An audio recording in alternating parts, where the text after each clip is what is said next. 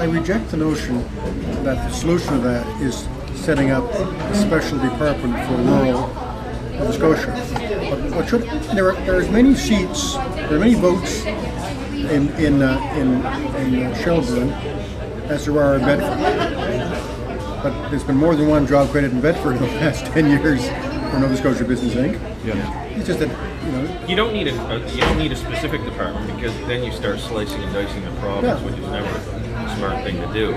But you do need the existing budget that's there to be utilized in places like that. Yeah, you need a commitment by the government to recognize that this province, runs from Cape Sable to Cape North. Yeah.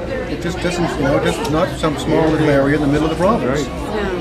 And I mean, the thing that I find puzzling in some ways is that the majority of Nova Scotians, 60% of Nova Scotians live outside of Metro Halifax. They have the political muscle to make the decisions about what happens in this province, and there's nobody in this province living outside Metro who thinks that their government is doing anything for them.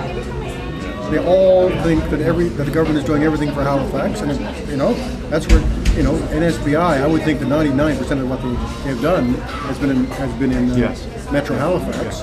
Yeah. Where are the politicians who should be demanding that their government do work for their people and their rivals? Yeah. I don't understand it.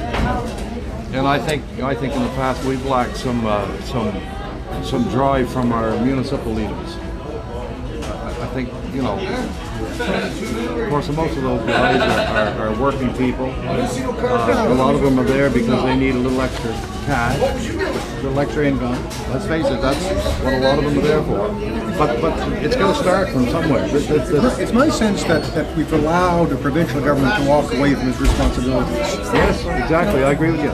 We should recognize that the provincial government is the people responsible for the province. And we just, they've downloaded their work on responsibilities on municipalities, onto school boards, onto district health authorities, and they don't do anything.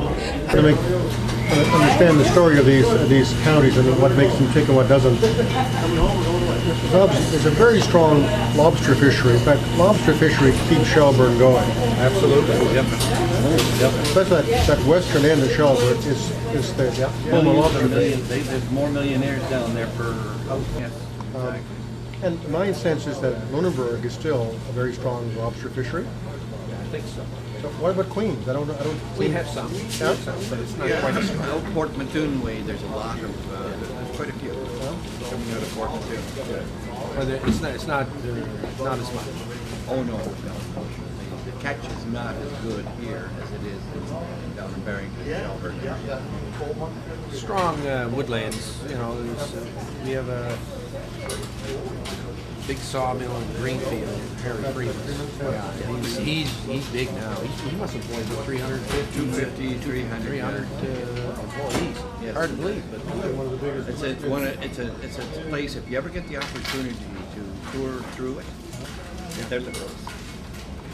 And John Chandler tells the story of touring Freeman's and Harry. I guess Harry was. Yeah, Harry's not well. Was quite clear about how he thought his employees should vote with John to buy for a visit. Definitely. There was a period when provincial